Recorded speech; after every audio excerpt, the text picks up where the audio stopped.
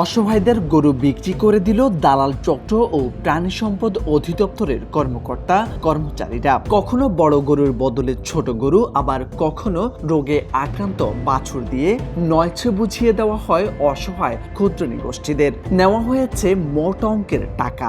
বাবু হলো 5,500 টাকা নিছে। আর হলো যে হলো কয় যে যদি টাকার কথা কস, মুখ যদি বন্ধ না রাখস তাহলে তো গরু নিয়ে যাম গা 10-12 হাজার করে টাকা দিয়ে তখন গরু নিয়ে অন্য মাসের দিব বলে আঙ্গুথানে গরু নিয়ে। এটা কি গরু দিচ্ছি? এটা তো বড় হইব না, দুইটা দাঁত হয়ে গেছে, পাইলে আমরা কি করবো? পাশের মানুষ বলে 5,500 করে টাকা দিচ্ছি। গাজীপুরের কালিয়াকৈর উপজেলায় সমতল ভূমিতে বসবাসরত অনগ্রসর ক্ষুদ্র নিগোষ্ঠীর আর্থসামাজিক জীবনমান উন্নয়নের লক্ষ্যে 120টি ক্ষুদ্র নিগোষ্ঠী পরিবারের মাঝে 102টি বকনা ও ষাঁড় বাছুর বিতরণ করা হয়। প্রতিটি ষাঁড় বাছুরের ওজন 83 কেজি করে, যার মূল্য 36,000 টাকা। প্রতিটি বকনার ওজন 100 কেজি, যার মূল্য ধরা হয় 50,000 টাকা। এতে প্রায় 43,72,000 টাকা খরচ ধরা হলেও প্রতিটি গরুর ওজন এবং দামের মাঝে বিরাট তফাৎ দেখা যায়।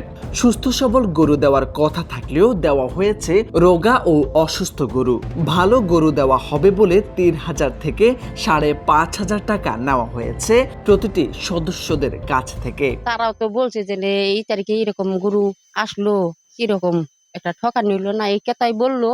যারা দিছে তারা তো আর দেখে নাই যে এরকম গরু আসছে। আমাগো মনে করেন পিছনে পড়ার লোক আমাগো দেহন নাগে, আমরা দিন আই না দিন খাই। জেলার থেকে যে গরুটা বরাদ্দ দিচ্ছে ওই গরুটা যখন আনছি তখনই অসুস্থ, তখনই ওই কোনো ভাই নিয়ে আইছি, বাড়িতে আনছি পরে মারা গেছে। আমরা অফিসার কাছে সেখানে অভিযোগ জানালে বললেন যে ঠিক আছে, আমরা 3 গ্রুপ নিয়ে সমন্বয় করে আপনাদেরকে এই গরুগুলা বিতরণ করা হবে। এবং এই কথাও বলেছিলেন যে 1 মাসের নিম্নে 1 মাস লাগবে, 1 মাস পরে হয়তো আমরা এই গরু বিতরণ করতে পারবো। অভিযোগ রয়েছে এসব টাকা অফিসের কর্মকর্তা, কর্মচারী ও স্থানীয় দালালরা ভাগ বাটোয়ারা করে নিয়ে গেছে।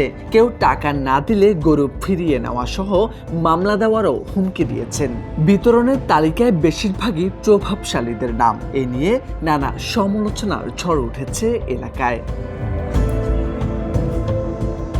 নিয়ম রয়েছে, একই ব্যক্তি বারবার সদস্য থাকতে পারবেন না, অথচ একই ব্যক্তি 3 বার অনুদান নেওয়ার প্রমাণও মিলেছে।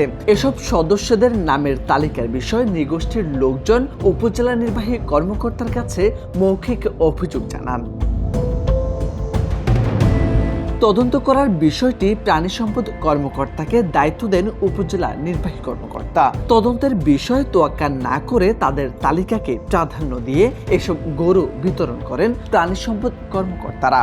জানান, প্রকল্পের সদস্য তালিকা নিয়ে কোনো ধরনের স্বজনপ্রীতি করা হয়নি। আমার জানা মতে এখন পর্যন্ত এই ধরনের কোনো স্বজনপ্রীতি নাই। আমাদের এই প্রকল্পের যে ফিল্ড ফ্যাসিলিটেটর সে কাজ করেছে এবং সে খুব দৃঢ়ভাবে আমাকে বলেছে এখানে কোনো স্বজনপ্রীতি নাই, কোনো রিপিটেশন নাই। গরু বিতরণে অনিয়ম থাকলে তাদের বিরুদ্ধে তদন্ত সাপেক্ষে ব্যবস্থা নেওয়া হবে।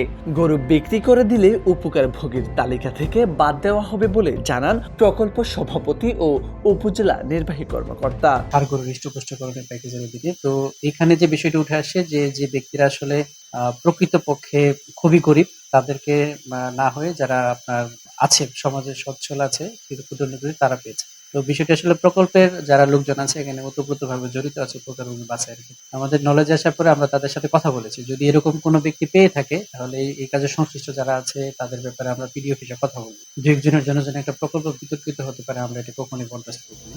অসহায়দের গরু নিয়ে নয়ছয় করা ব্যক্তিদের বিরুদ্ধে খতিয়ে দেখে ব্যবস্থা নেওয়ার পাশাপাশি সঠিক সদস্যদের গরু বুঝিয়ে দেওয়ার দাবি স্থানীয়দের। মোর্শেদ আলম, সময়ের আলো।